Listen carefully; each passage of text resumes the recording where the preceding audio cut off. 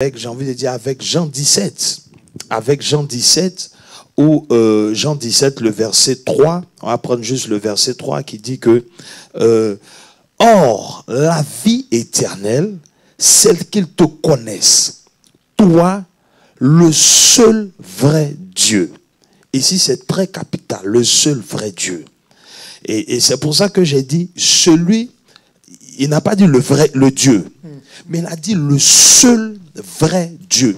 Ça veut dire qu'il y a un seul vrai Dieu.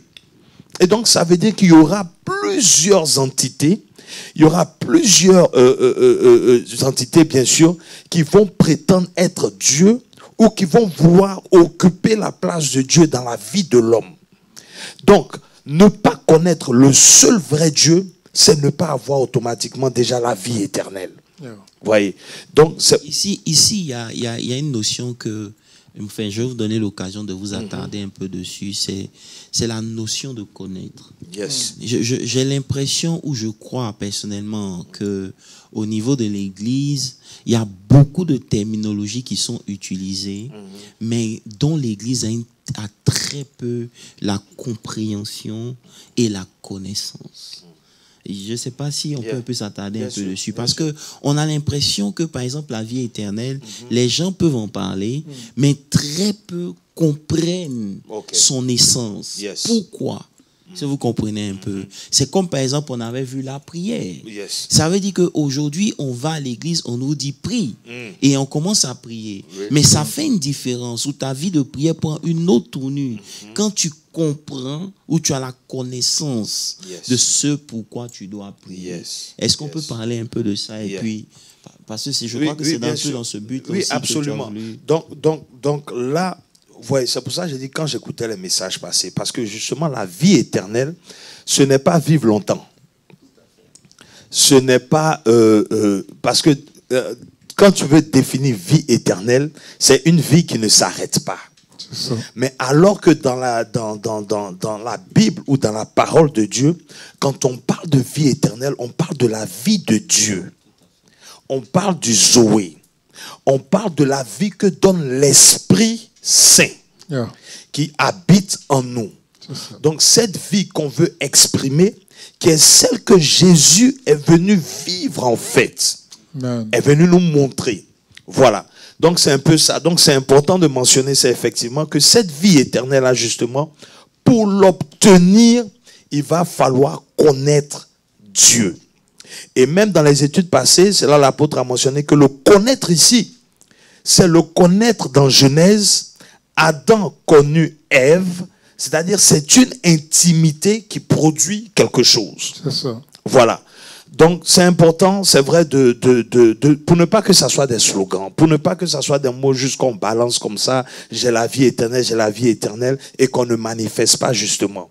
Mais quand on comprend la teneur, quand on sait ce que ça renferme comme explication, automatiquement on cherche justement à reproduire ce qu'on trouve dans ces choses-là. Donc c'est très capital. Et donc la vie éternelle, c'est un peu ça. Alors, si je dois, j'ai pris en fait Matthieu, c'était Matthieu 11, 2 à 7. Parce que là aussi c'est capital. C'est-à-dire que j'ai pas envie de dire, bon, on va lire d'abord Matthieu 11, 2 à 7. Jean ayant entendu parler dans sa prison. Matthieu 11, c'est Matthieu 11, 27. Matthieu 11, 27. Ok. Matthieu 11, verset 27. Toutes choses m'ont été données par mon Père. Et personne ne connaît le Fils, si ce n'est le Père. Personne non plus ne connaît le Père, si ce n'est le Fils. Et celui qui a le Fils, et celui à qui le Fils veut le révéler. Oui. Amen. Donc ça veut dire que c'est celui à qui le Fils, c'est une question de révélation, que le Fils permet à qui il veut. Donc, ce n'est pas à tout le monde.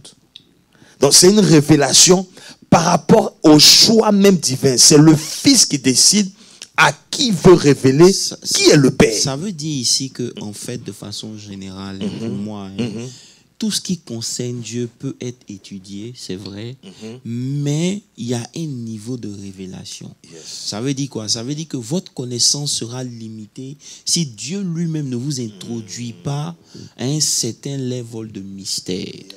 Si vous comprenez un peu, il y a des mystères. Attendez. Par exemple, regardons ensemble un test que je veux juste vous montrer concernant les mystères. Allons dans... ok, hold on, ok. Je suis en train de... Voilà, prenons, c'est le psaume 91, le verset 1. Psaume 91, verset 1. Celui qui demeure sous l'abri du... Psaume 97 du moins, verset 1. Psaume 97. Psaume 97, verset 1. L'Éternel règne. Que la terre soit dans l'allégresse, que les îles nombreuses se réjouissent. Verset 2. Les nuages et l'obscurité l'environnent. Il dit cloud and darkness surround him. La justice et l'équité sont la base de son trône. Il dit ici que the cloud et l'obscurité, darkness, l'entoure lui Dieu. Vous comprenez ici? Ici, les darkness, ce n'est pas les ténèbres de la nuit des démons. Non. Ici, c'est les mystères. Yeah. Ça veut dire qu'autour de Dieu, il y a des mystères que même les anges ne connaissent pas. Absolument. Et c'est pour ça que la Bible dit qu'il y a des mystères qui seront révélés par l'Église. Vous comprenez un peu? Donc Dieu même là, il est entouré de mystères. Donc si Dieu ne t'invite pas à un certain level, il y a un certain nombre de choses que tu ne pourras pas connaître. Parce que ça révèle du divin, ça révèle du mystère de Dieu en fait. Donc plus vous montez avec Dieu, plus il y a des invitations. C'est pour ça que Jean, il était à un niveau, il a reçu une révélation et quelque temps après, l'ange lui dit monte. Le Seigneur lui dit monte encore. Quand il monte, il y a une autre révélation d'Apocalypse qui lui est donnée. Donc juste pour dire, pour confirmer ce que Pasteur Landry dit, qu'il y a des choses que si Jésus lui-même ne vous a pas révélé, tout ce que vous êtes en train de faire, ce sera qu'une religion. Pourquoi? Parce qu'aujourd'hui, la religion est sortie d'où? La religion est sortie du fait que l'homme a perdu sa place auprès de Dieu. C'est ça. Et ayant perdu sa place auprès de Dieu, l'homme a cherché par des moyens de revenir. Mais la vérité, c'est que les mystères de Dieu font qu'il n'y a pas d'approche vers Dieu sans sang. Donc toute religion qui prêche un Dieu où il n'y a pas de sang qui coule est juste dans la religion et n'a pas la vraie révélation de Dieu. Par exemple. C'est très profond. Yes. Il faut reconnaître que de par nous-mêmes, nous ne pouvons pas atteindre Dieu. Or, la religion, par définition, veut dire les efforts de l'homme pour atteindre Dieu. Et comme ça a été dit, depuis la chute d'Adam et Ève, nous avons perdu cette communion-là, cette intimité-là avec Dieu. Donc, c'est ce que le Seigneur Jésus nous a ramené. Ce qui a été perdu autrefois, maintenant est disponible. Donc, par le Seigneur Jésus, et comme le dit Hébreu, il nous a fait un chemin pour aller vers le Père. C'est-à-dire, il est le chemin, il est la vérité et il est la vie. Tout se trouve en Jésus. Ça veut dire que... Vas-y, pousse. Quand Jésus dit, c'est ça qu'on appelle les mystères en fait. Quand Jésus dit, par exemple, je suis le chemin, c'est très profond. Ça ne se limite pas seulement à donner notre vie au Seigneur. Non. Ici, il parle du deuxième élément que j'allais juste brosser dimanche, qui est la vie éternelle et la présence de Dieu. La vie éternelle, comme on l'a vu, c'est vrai, elle se développe dans la souffrance, comme le pasteur Landry a dit, mais on avait vu qu'elle se développe d'abord dans la prière. C'est-à-dire c'est la prière qui active certains éléments de la vie éternel en nous. Amen. Maintenant, le deuxième, ou si vous voulez, le troisième élément, si on compte la souffrance, le troisième élément que, en tout cas, j'avais voulu qu'on discute, c'est ce qu'on appelle la présence de Dieu. La vie éternelle grandit dans la présence de Dieu. Amen. Est-ce que vous comprenez un peu? Maintenant, beaucoup de gens confondent l'onction et la présence de Dieu. La présence de Dieu, c'est la personne de Dieu. Amen. Ce n'est pas l'onction. Donc, beaucoup de gens peuvent opérer avec l'onction sans la présence de Dieu. C'est pour ça que Moïse a dit, tu ne peux pas nous envoyer avec ton nom si toi-même tu ne viens pas. Amen. Est-ce que vous comprenez un peu? Bon, bref, je veux simplement dire que quand il dit il est le chemin, Jésus est le chemin qui nous ramène à la présence de Dieu. Alléluia. Parce que ce que Adam a perdu, c'est plus que tout.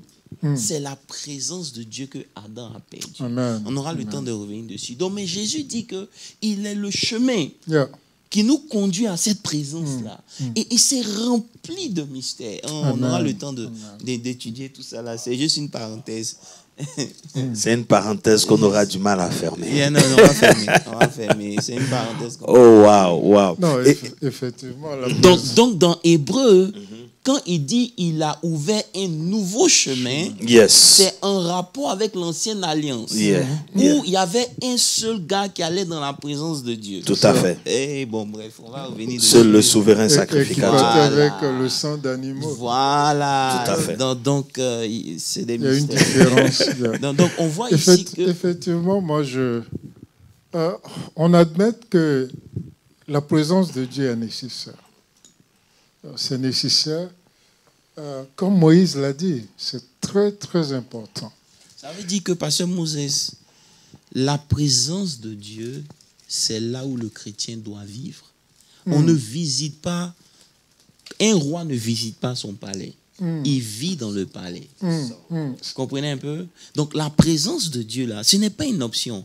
Quand les gens commencent à ne plus sentir Dieu, ou ils ont du mal à venir à l'église, c'est un signe que Dieu n'est plus là.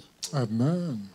Vous comprenez un peu? Lorsque vous n'êtes pas en paix avec Dieu, de façon intérieure, l'homme a tendance à fuir. Ils ne sont plus attirés par les choses de Dieu.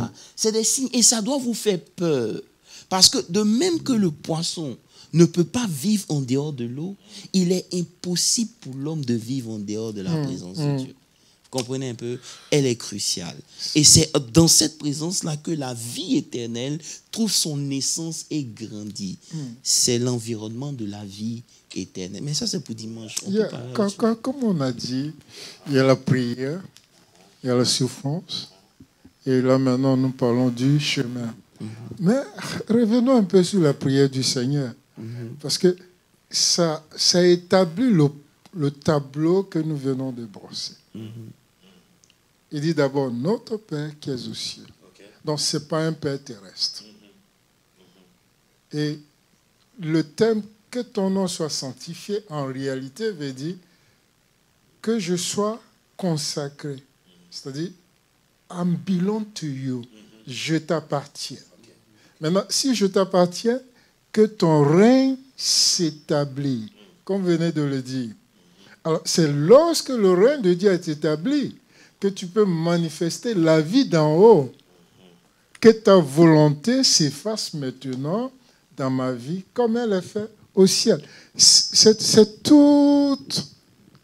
toute une thématique.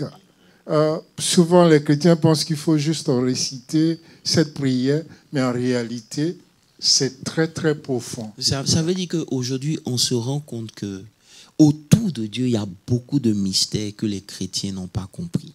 Et c'est pour cela qu'à un certain moment, marchant avec Dieu devient peut-être boring pour eux. Parce qu'ils n'ont pas les éléments qu'il faut pour pouvoir continuer la marche. Est-ce que vous comprenez un peu? Il dit dans sa présence, there's fullness of joy. Ça veut dire qu'il y a des signes quand la présence de Dieu est là qu'un chrétien doit avoir. C'est clair. Ça veut dire que quand la présence de Dieu est là, il y a beaucoup de choses. Maintenant, la présence de Dieu, c'est pas tomber. Ce n'est pas... Non, c'est différent de l'onction. Ça n'a rien à voir avec tout ça. Est-ce que vous comprenez un peu? Et c'est pour cela que c'est délicat. Mais bon, on n'est pas là pour parler de ça. Parlons du message de pasteur. Tout à fait. Mais c'est connecté, C'est mais plus tard. complémentaire. Tout à fait. Tout à se fait. complète. Yeah. Parce que Dieu n'a rien fait qui Vous soit voulez- seul. J'ai dit de parler du message de pasteur. D'accord. Et parlons de la souffrance. Je Il- vais il revenir sait un que peu tout se sur la complète. souffrance. OK. Mhm. Voyez, pour beaucoup de chrétiens aujourd'hui, lorsqu'on traverse des périodes difficiles, qu'on est persécuté à cause de sa foi, on s'imagine que c'est parce que on est à côté de la plaque. Mais pour ceux qui connaissent Dieu et qui ont eu une intimité avec le Seigneur Jésus, c'est lorsqu'ils sont persécutés qu'ils se rendent compte qu'ils sont réellement dans le vrai. Comme il a dit lui-même. Il dit, le disciple n'est pas mieux que son maître. S'ils ont persécuté le maître, ils vont aussi vous persécuter. Et il va plus loin. Il dit, heureux seriez-vous lorsqu'on vous entraînera dans les tribunaux, lorsqu'on dira du mal de vous à cause de mon nom. Il dit, réjouissez-vous. Et que votre cœur soit dans l'allégresse. Amen. Donc, je vais encourager quelqu'un ce soir pour dire que si tu traverses des moments difficiles, crois en Dieu. Crois en Dieu. Amen. Et Amen. sache que tu es dans le vrai. En- C'est parce que tu es dans le vrai que tu traverses là. En fait, Pasteur Moses, moi, ça m'interpelle et parce que si on check bien, si on regarde bien, les souffrances que nous voyons présentement au milieu de nous ou autour de nous, est-ce que c'est parce que nous sommes en train de servir Dieu? Il faut préciser qu'il y a En fait, deux types de souffrances. Justement, en fait, c'est ça. C'est pour dire à quel point nous sommes loin. Parce que généralement, même ceux qui souffrent pour la vérité, ils ne se voient pas eux-mêmes en train de souffrir. Ce sont les personnes dehors qui voient ça comme souffrance. Vous voyez un peu. Et c'est un mystère parce que la personne se réjouit dans ce qu'elle est en train de faire. En parlant de l'apôtre Paul. Oui, Qui justement. est dans des prisons, qui est en train de souffrir, en tout cas, qui est maltraité physiquement. Je voudrais Ok. vous proposer qu'on lise un peu 2 Timothée 2, Ok. versets 9 et Ok. 10. 2 Timothée 11. 2, verset 9, 10. 11. 2 Timothée 10. Non, 2. D'abord, 2 Timothée 2, 3. 2 Ok. Timothée 2, 2 Timothée 3, 12. 2 Timothée chapitre 3, 3, verset 12. Ok, 2 Timothée 3, verset 12. Il dit, or, tous ceux qui veulent vivre pieusement en Jésus-Christ seront quoi? Persécuté. Persécutés. Ok. Revenons maintenant à 2 Maintenant, Timothée. arrêtons-nous là, par exemple. Il dit, tous ceux qui veulent vivre pieusement en Christ seront persécutés. Qu'est-ce que ça veut dire? Ici, il dit que tous ceux qui veulent vivre godly, ça veut dire qu'à partir du moment où vous décidez de mener une vie pieuse, une vie qui plaît à Dieu, une vie sans péché, ceux qui vont vous persécuter, ce n'est pas d'abord le monde. Yeah. C'est ceux qui sont autour de vous qui ne vivent pas la vie que vous voulez mener. Évidemment, Donc ceux, la persécution commence Dans d'abord la même maison. dans la maison de Dieu. ceux qui ont plus persécuté Paul, c'était ses collègues d'avant. Justement, et c'est ce que je voulais dire. À chaque fois que vous décidez de mener une vie, Yeah. ou que vous voulez vivre une vie chrétienne, comme la Bible nous recommande, il y aura forcément des persécutions.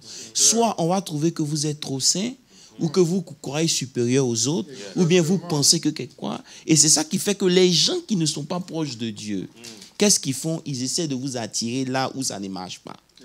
Eux-mêmes, vous regardez, quand Caïn s'est approché de Dieu et que Dieu a refusé son offrande, qu'est-ce qu'il a fait? La Bible dit qu'il a parlé à son frère. Il a comme invité son frère. Et ça. pendant qu'ils étaient dans les champs, il a d'abord attiré vers lui. Et maintenant, pendant qu'ils sont dans les champs, maintenant, il a fini par le tuer. Ça veut dire que ceux qui ne marchent pas avec Dieu pieusement auront toujours un problème avec votre piété. C'est clair. Et aujourd'hui, c'est quelque chose qui dérange. Ça veut dire qu'on veut être normal.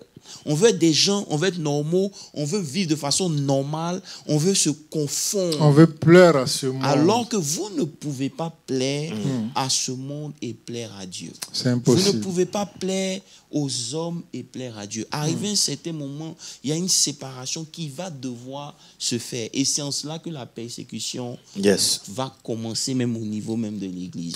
Et c'est parfait parce que, justement, parlant de Paul, c'est qui le persécutait, comme on a dit. C'était ses frères, c'était même les Juifs. C'était ses anciens collègues. Ses anciens collègues. C'est-à-dire que il a défendu cette doctrine-là pendant tellement longtemps. Et c'est ce qu'on disait de Paul au départ.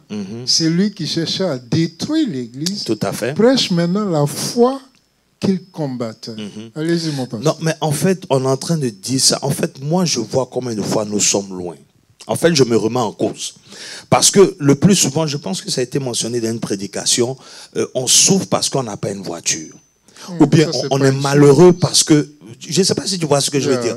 On est malheureux parce que je n'ai pas eu le travail que je voulais. C'est pour cela que je disais tout à l'heure, il y a deux catégories de souffrance. Exactement. Mais est-ce qu'on entend aujourd'hui, par exemple, des témoignages de je suis allé faire telle œuvre pour Dieu et puis on m'a maltraité, ou bien je suis allé dans telle famille, ou bien on m'a mis dehors même parce que on n'entend plus ce genre de témoignage là dans notre milieu parce que justement on s'est un peu éloigné de la mission même de Dieu. On cherche à se conformer au monde. Voilà, c'est-à-dire que on est devenu égocentrique. C'est-à-dire que parce que quand tu es dans la vérité, comme je dis, quand tu es, c'est comme ça que tu te découvres et c'est comme ça que tu réveilles la mission en toi.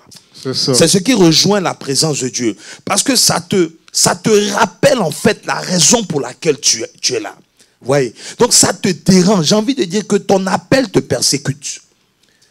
Ton appel ne te laisse pas, même pas l'appel. Parce que quand je dis l'appel, notre appel même est lié à la souffrance. Parce que quand je dis l'appel, en fait, on peut penser que c'est seulement les pasteurs. J'ai envie de dire ton identité même. Ton identité en tant qu'enfant de Dieu te persécute. Quand tu n'es pas en train de mener ta mission, c'est-à-dire que la nature même se fâche contre toi. Comme Jonas.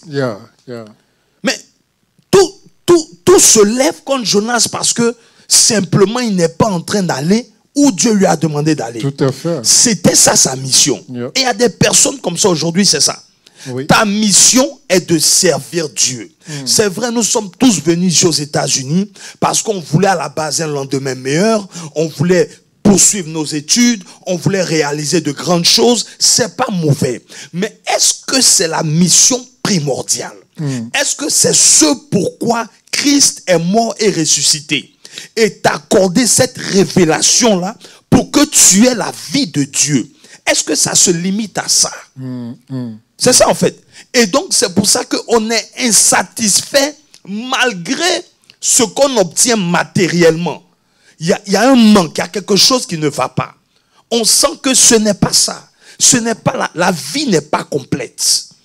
Ouais, un peu. Oui, mon pasteur, ce que vous dites est tellement important parce que ce thème souffrance, la vie éternelle et la souffrance, ou bien la souffrance qui révèle la vie éternelle en nous, c'est très, très capital.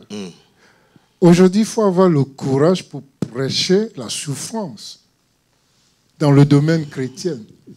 Parce que pendant un bon moment, on a eu cette tendance-là qui nous disait qu'il fallait être pauvre pour aller au ciel, il fallait être malheureux pour aller au ciel, pas porter des boucles d'oreilles, pas porter des chaînes, etc. Mais ce n'était pas ça l'évangile. Pas du tout. Et lorsqu'on a découvert maintenant la vraie évangile, et que d'autres appellent malheureusement évangile de prospérité, on a aussi oublié le facteur souffrance qui est lié à notre appel. Dieu, en appelant Paul, dit ceci, Anania, il faut que je lui montre ce qu'il aura souffert pour moi. Acte 9, 16. Donc, c'est dit que la souffrance accompagne notre appel. C'est dit que le mot souffrance fait peur. Mais la réalité, la souffrance ici, c'est le processus dans lequel la semence entre. Parce que Jésus a dit, si le grain de blé n'entre en terre, il peut rentrer en terre. Mais s'il ne meurt, il ne peut porter du fruit. Donc ça veut dire que dans tout ce que Dieu fait dans la vie d'un homme, il y a un processus. Le processus, il est douloureux quand vous ne comprenez pas votre vision. Amen. Le processus, il est douloureux quand vous ne comprenez pas votre appel. Beaucoup de gens veulent se tenir devant une assemblée de 1000 personnes et prêcher. Mais si vous n'avez pas commencé avec 10 personnes, les 100 personnes qui seront devant vous peuvent vous influencer. Fidèle dans les petites choses. Justement. Donc le Seigneur, en vous enseignant la souffrance en griffe, parce que la souffrir pour l'évangile, souffrir pour devenir, souffrir pour parvenir à la maturité, réalité, ce n'est pas une souffrance. C'est juste le processus dans lequel on rentre pour parvenir à un certain niveau de maturité. Et ce qui fait peur aujourd'hui, c'est que la génération qu'on est, on est en train de perdre beaucoup de valeur. Parce qu'aujourd'hui, la réussite qu'on pense, quand on parle de réussite, on a une image de la réussite qui vient du monde qui n'est pas selon Dieu. Parce que vous pouvez avoir de l'argent, vous pouvez être successful dans la vie, mais cette réussite-là ne fait pas de vous quelqu'un qui ait accompli sa destinée. C'est clair. Parce que la réussite devant Dieu est différente de tout ça. Vous pouvez tout avoir, mais vous n'êtes pas dans le plan de Dieu. C'est pour cela que les gens qui sont les plus riches, ce n'est pas forcément les chrétiens, c'est les païens. Et aujourd'hui, l'Église est en train de copier de façon vulgaire même, je dirais, le modèle du monde. Non, la réussite qu'on a en Christ, ce n'est pas la même réussite. Donc votre frustration viendra lorsque vous allez vous comparer au méchant. Le méchant peut prospérer, mais vous n'avez pas la même fin. Et c'est en cela qu'on doit se rapprocher de la parole de Dieu pour comprendre. Lorsque vous êtes dans un processus, ce n'est pas évident. Mais comment l'huile d'olive parvient à devenir de l'huile? Ce n'est pas en restant olive. Il faut qu'il y ait un broyement. Est-ce que vous comprenez un peu? Beaucoup de gens veulent que Dieu, ils veulent servir Dieu. On va parler de ces choses. On veut tout de Dieu. Ça veut dire quoi? On dit demander à Dieu la gloire, la prospérité. Mais j'ai finalement compris que Dieu ne nous donne pas tout de lui parce que nous-mêmes, on ne lui donne pas tout de nous. Amen. Amen. Si vous voulez avoir tout de Dieu, vous devez lui donner votre tout. Amen. Et le tout que Dieu demande, ça n'a rien à voir avec tes jeûnes et prières. Je disais à quelqu'un que vous pouvez jeûner 21 jours. Vous pouvez jeûner 40 jours. Vous pouvez prier bien vrai que ce soit important. Ces choses-là n'ont pas plus de valeur que le numéro 1. Donne ton cœur à Jésus. Amen. Amen. Ça veut dire quoi? Ça veut dire que lorsque votre cœur est entier à Christ, il y a des combats que vous n'aurez même pas à mener. C'est en cela que la vie de Dieu, le tout de Dieu vient s'ajouter à vous. Parce que quand il regarde David, par exemple, David n'était pas l'homme qui menait la vie. Il n'était pas un homme parfait. Voilà, il n'était pas parfait. Mais qu'est-ce que David avait? Tout son cœur était devant Dieu. Amen. Ça veut dire que quand même David, c'est pour cela qu'on doit faire attention aujourd'hui. Beaucoup de gens pensent que Dieu, regardez, ils ne sont même pas encore arrivés quelque part. Que déjà, ils sont remplis d'orgueil et de fierté. Ça veut dire que souvent, quand tu analyses, là, on se dit, mais qu'est-ce qu'on va laisser à nos enfants? Regardez David. David est parvenu à la royauté. Mais lorsque l'âge de l'Éternel vient, il se déshabille de tous ses attributs royaux. De tous ses attributs royaux. Et il commence à danser devant comment on appelle ça? Lâche, comme un homme vulgaire. Et c'est en cela que la femme de la fille du roi Saül vient lui dire, mais comment toi, un roi, peut faire des choses aussi vulgaires? Il lui a dit que c'est ce que j'ai fait, et puis Dieu m'a choisi pour remplacer ton père. Donc je n'ai pas envie de faire comme ton père, et puis il va choisir quelqu'un d'autre pour me remplacer. En d'autres termes, ça veut dire que l'attitude qu'il avait avant d'être roi n'a pas changé même quand il est devenu roi. Et aujourd'hui, beaucoup de gens me font rire. Pourquoi? Parce qu'ils veulent une certaine élévation. Mais il y a un niveau d'orgueil qui grandit avec eux au fur et à mesure qu'ils avancent. Et c'est ça qui est dangereux. C'est ce qu'il a décrit. C'est pour cela que souvent, quand Dieu permet la souffrance, ce n'est pas pour te punir. Tout à fait. Mais c'est pour briser en toi certains éléments que toi tu penses que tu n'as pas. Amen. Et c'est pour ça qu'on dit que le test le plus dur de la vie chrétienne, c'est pas la pauvreté. Non, non. C'est le test de la richesse. Tout à fait. Ça veut dire que le test du succès, lorsque tu as réussi dans tout, tout va bien. Yeah. Quel est l'état de ton attitude cœur? envers- Yes, yes. c'est yes. ça qui est le problème. Donc la souffrance qui vient par rapport à la vie éternelle, elle vient pour faire sortir des valeurs en nous Amen. que nous n'avions pas avant. Yes. Et il n'y a que dans la souffrance que ces choses-là sortent. Lorsque vous voyez quelqu'un qui est capable de se mettre à un niveau inférieur à lui, c'est quelqu'un qui n'a pas oublié d'où il vient. Amen. Alléluia. Mais lorsque ton Alléluia. cœur n'est pas transformé, Yes. le peu d'argent que tu as eu te monte à la tête. Ça veut dire que les choses, même, on peut même ne même pas dire des choses,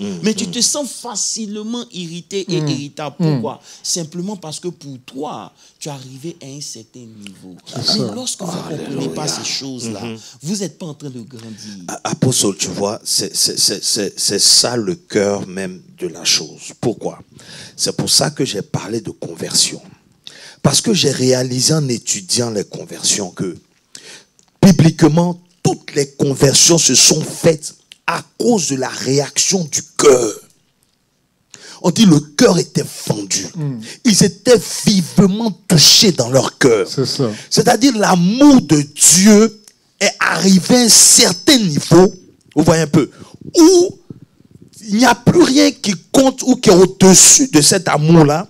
Ça te préserve de l'idolâtrie. Amen.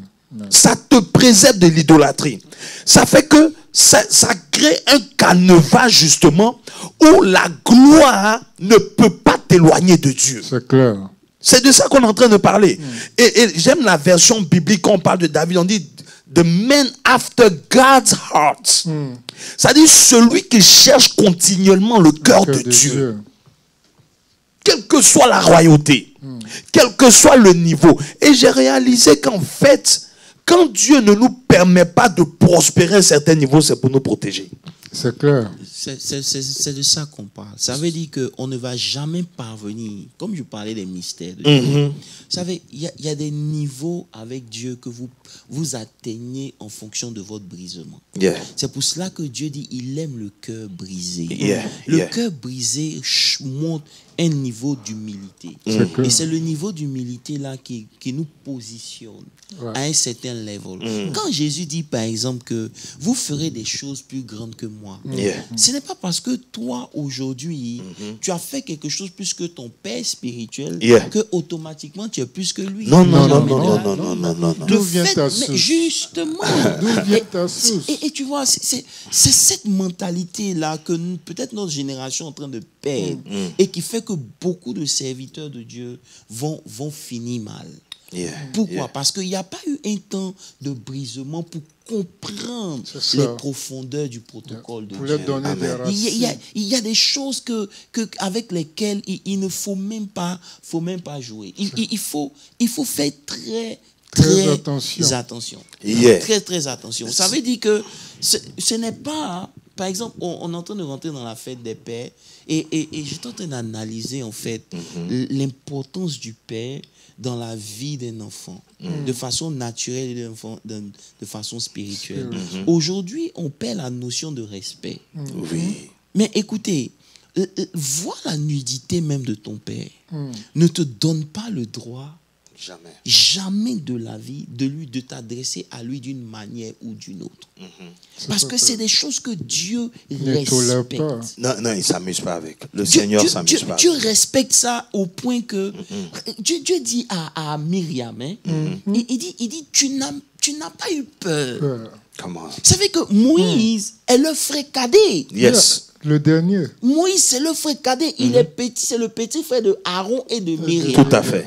Mais quand Dieu s'adresse à eux, il dit, vous n'avez pas eu peur de vous adresser, même de parler même de mon serviteur. Ça veut dire que vous êtes fous. Yeah. Il y a une folie que vous avez quand vous parlez, que vous ne comprenez pas. C'est pour ça que Dieu frappe Myriam. Immédiatement. Il frappe Myriam immédiatement, mais il n'a pas touché Aaron. Pourquoi? Parce que Dieu respecte les principes. Absolument. Aaron a parlé mal, Le mais sacrificateur. parce qu'il est coin. Hey God. Mais apôtre, ce que tu dis là, mais attends, regarde David qui peut tuer Yeah. celui, Saül. Saül. Celui qui cherche à le tuer. Et il a toutes les raisons de le faire. Parce que Saül veut le Son porteur tuer. d'âme a bien précisé.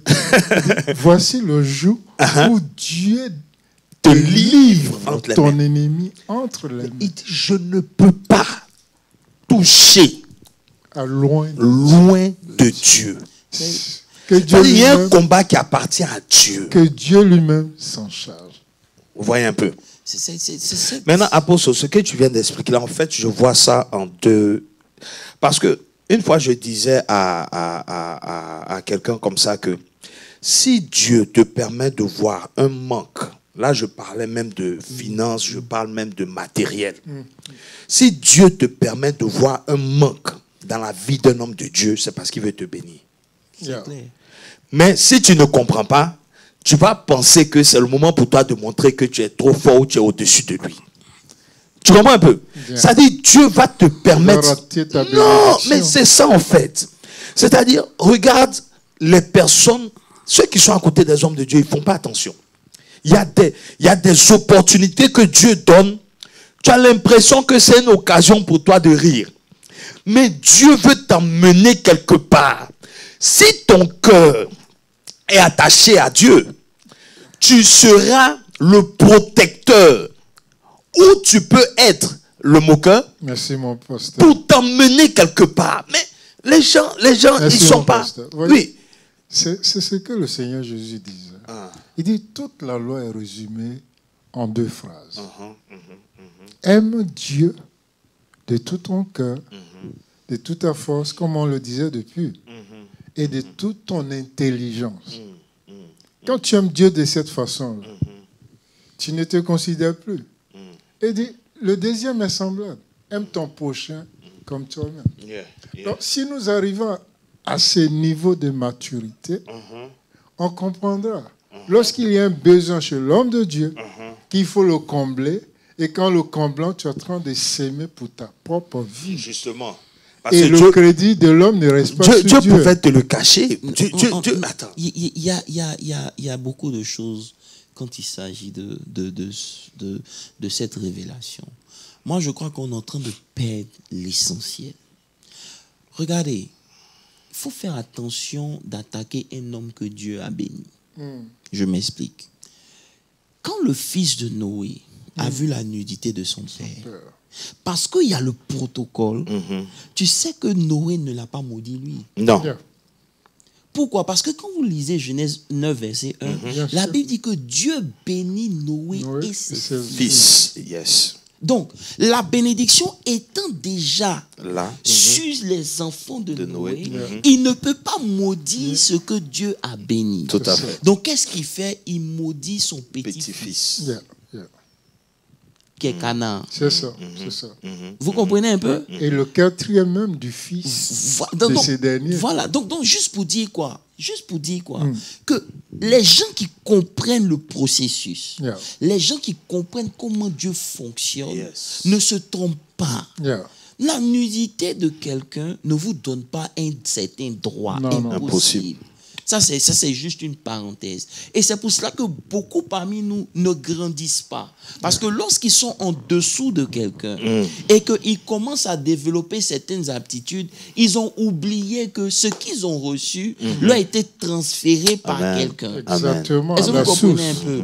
Et ne restant pas en bas, ils ne finissent pas leur formation. Lorsque eux-mêmes ils s'en vont, ils deviennent des éléments Tu es handicapé. bizarres. Est-ce que vous comprenez un peu?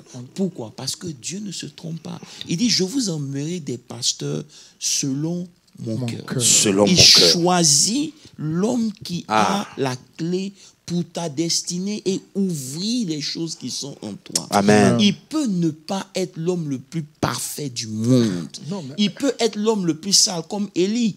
Et Élie malgré n'était pas que Dieu parfait. n'était pas avec lui. Mais Le même attention. Élie a prié pour Anne, elle a eu Samuel. Donc, Quand il a donné Samuel, il a prié encore. Elle a eu 6 autres enfants. C'est le même Élie. Hein? Je voulais juste dire quoi ici. Je ne peux même pas m'attarder sur ce que les gens peuvent penser parce qu'on se connaît. La réalité ici, je suis en train de découvrir que Dieu respecte tellement les principes qu'il y a beaucoup de clés qu'on n'a pas justement. Simplement parce qu'on ne sait pas comment Dieu fonctionne. Si des gens comme ça, qui peuvent maudire son fils, se rappellent que parce que Dieu l'a béni, il ne peut pas le maudire et qu'il attaque son petit-fils, ça veut dire que c'est dangereux. Très dangereux. C'est dangereux, comme tu as dit. David, il avait la possibilité de tuer Saül plusieurs fois. Il avait des raisons de le faire. Mais quoi? Il dit, il ne peut pas mettre sa main sur loin de l'Éternel. Aujourd'hui, il y a beaucoup de choses qu'on rate. Et c'est pour cela que quand Dieu permet la souffrance, on doit considérer, je veux qu'on reste concentré sur le processus dans lequel il nous met. Quand il vous met sous quelqu'un, moi c'est pour ça, pour ne pas te couper dans le message que j'ai dit, tu ne choisis pas ton père spirituel. C'est clair, c'est clair. C'est ce que je disais. Non, c'est pas possible. C'est pas possible.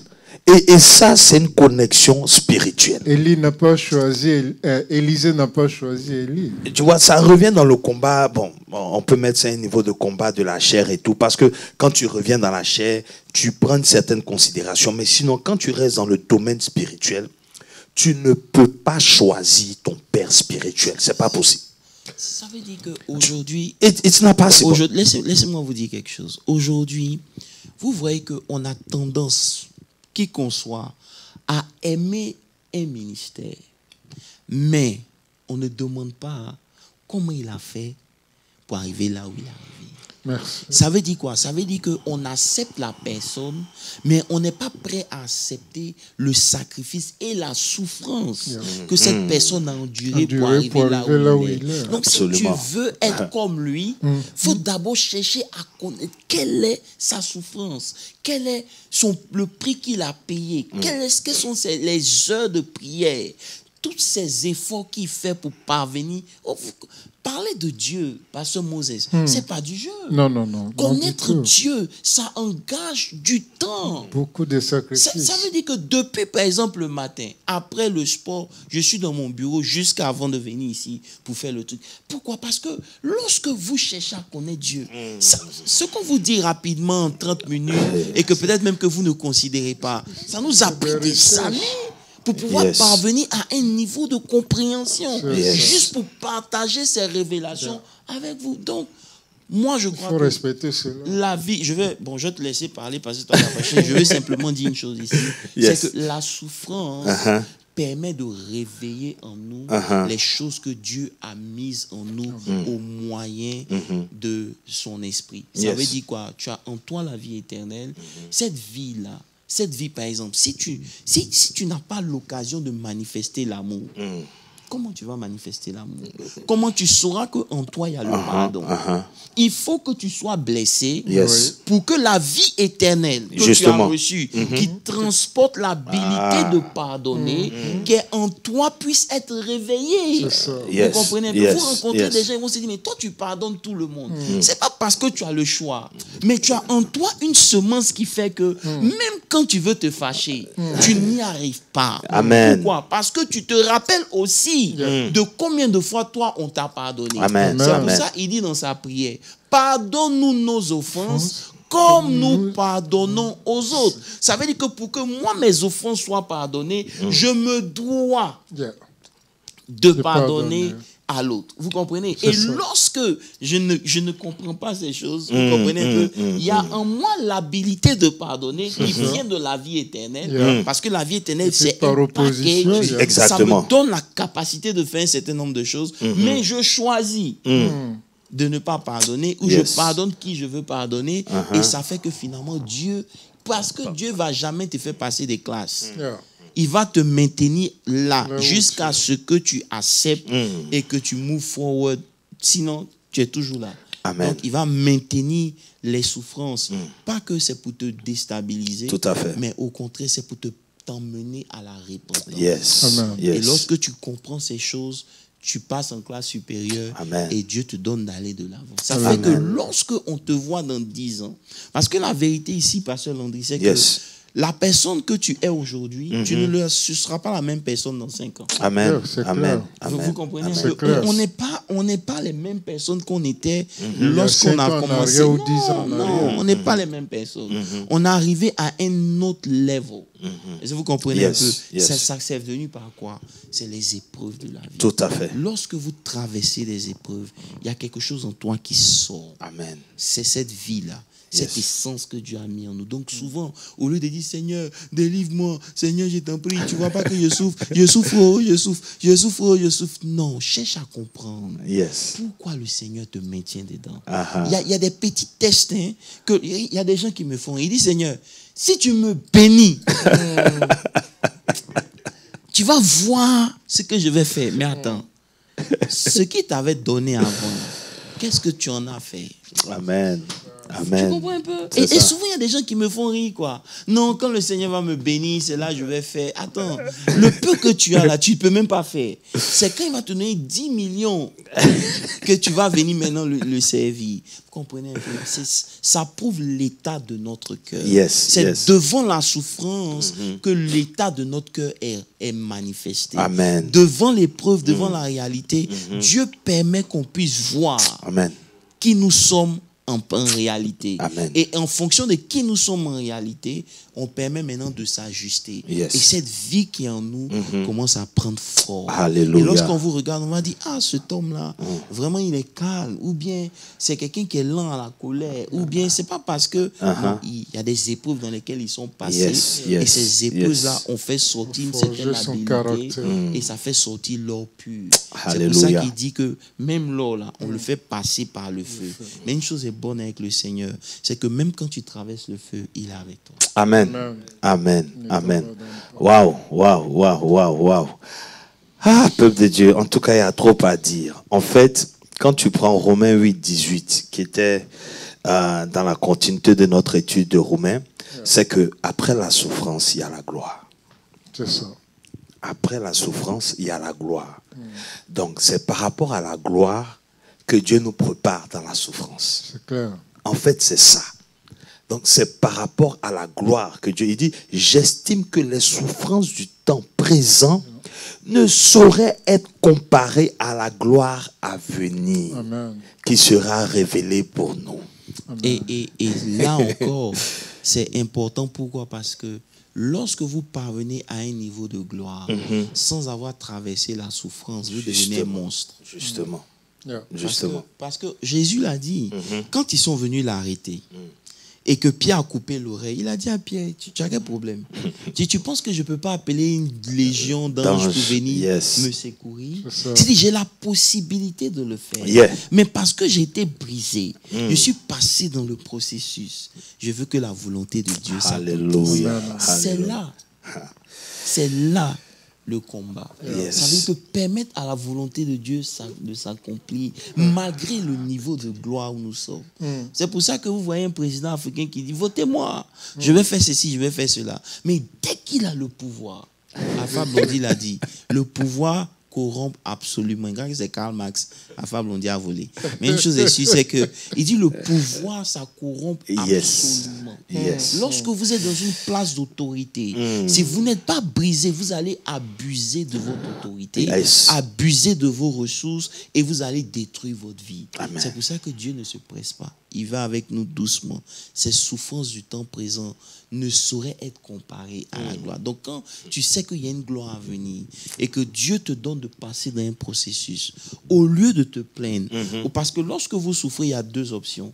Soit vous devenez meilleur, Ok. ou soit vous devenez amer. Yes. Donc, au lieu d'être amer et en vouloir à toute la terre, vous ferez mieux de vous ajuster et permettre au Saint-Esprit de développer ses habiletés-là en vous pour que lorsque vous êtes à un niveau de gloire, cette gloire-là ne vous empêche pas de manifester. Alléluia. Et cette gloire-là vous rapproche encore plus de Dieu. Ça ne vous Tout éloigne à fait, pas. tout à fait. Ça ne vous éloigne pas. En tout cas, je ne sais pas s'il est temps, je pense qu'il est l'heure de passer aux conclusions.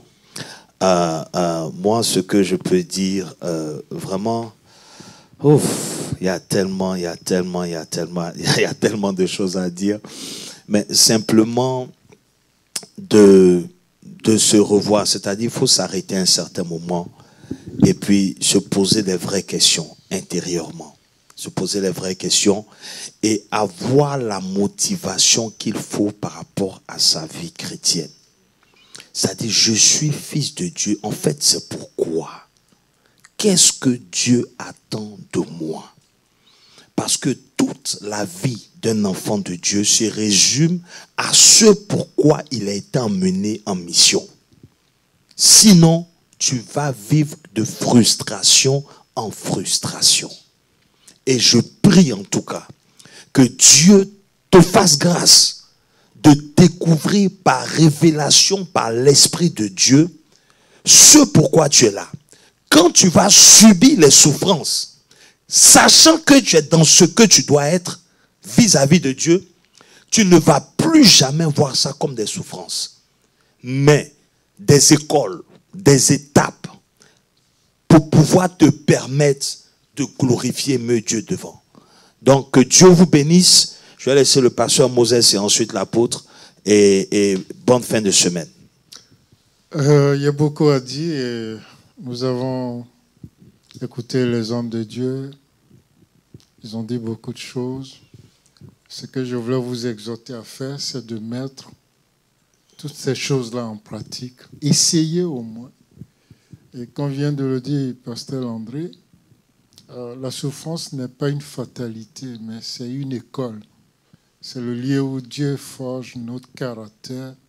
C'est la discipline de Dieu pour faire ressortir le meilleur de nous. Et je vais m'appuyer sur le verset 12 de 2 Timothée 2, qui dit comme ça dans sa partie A, il dit, si nous persévérons avec lui, nous régnerons aussi avec lui. C'est vrai que la souffrance nous prépare à une gloire.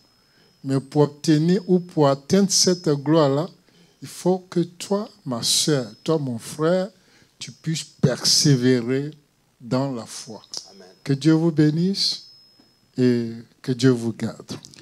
Amen. En tout cas, merci pour tous ceux qui nous ont suivis. La vie éternelle est une réalité. On n'a pas la totalité de la révélation.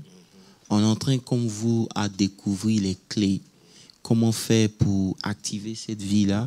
Et nous avons vu que ça commence d'abord par maintenir une vie de prière. C'est dans la prière que vous activez les choses que Dieu vous a dites. Dans la prière, vous comprenez que tout ce que vous traversez, c'est pour un but. Et avec ce but-là, vous ne vous découragez pas parce qu'il y a une gloire qui est en train de venir.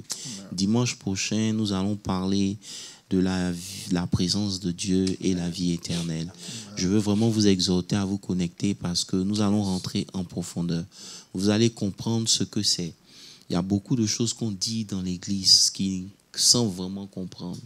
Et je me suis rendu compte que lorsque vous ne comprenez pas quelque chose, vous vous en foutez lorsque vous n'avez pas cette chose.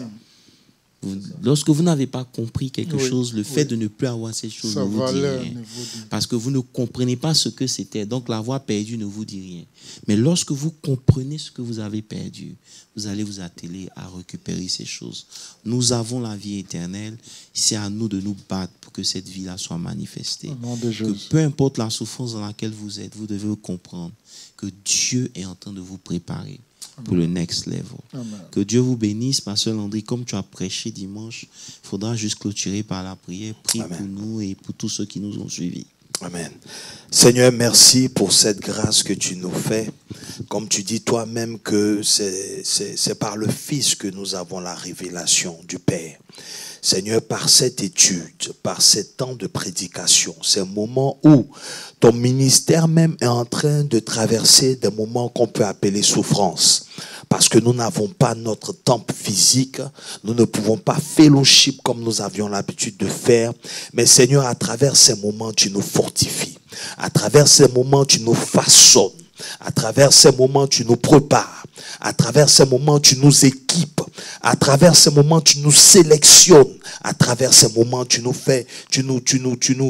prépares à de grandes choses. Père éternel, je prie que l'esprit de vie soit attaché à tous ceux qui sont en train de nous suivre, à tous ceux qui vont écouter ces messages, que la vie soit véhiculée en eux, qu'ils puissent obtenir cette vie-là, que Seigneur, ta divinité dans le corps de l'homme, papa, fasse la différence, que Père éternel, tout ce que nous voyons autour de nous ne nous ébranle pas, que nous nous contentons de ce pourquoi tu nous as appelés, que nous demeurons dans ta vérité, au nom de Jésus-Christ de Nazareth, que nos foyers soient toujours en feu pour toi, que nos maisons soient remplies de feu pour toi, que dans notre marche de tous les jours, même si nous ne sommes pas dans un temple physique, mais le temple que nous sommes du Saint-Esprit, que nous te glorifions jour et nuit au nom de Jésus. Père éternel, que la parole de l'évangile soit attachée à tout un chacun, que dans ces moments-là même, que nous gagnons des âmes à Christ, que nous prions les uns pour les autres, que nous nous soutenons, que le fruit de l'esprit soit manifeste dans la vie de tout un chacun, que Seigneur, nous restons soudés, unis pour la gloire de ton nom, au nom de Jésus. Merci pour tes pasteurs, merci pour tes serviteurs, merci pour tes enfants à travers le monde, merci pour les saints, que l'honneur et la gloire te reviennent. Père, merci pour la mission que tu nous as donnée, que ton nom soit béni au nom de Jésus. Amen. Amen. Amen.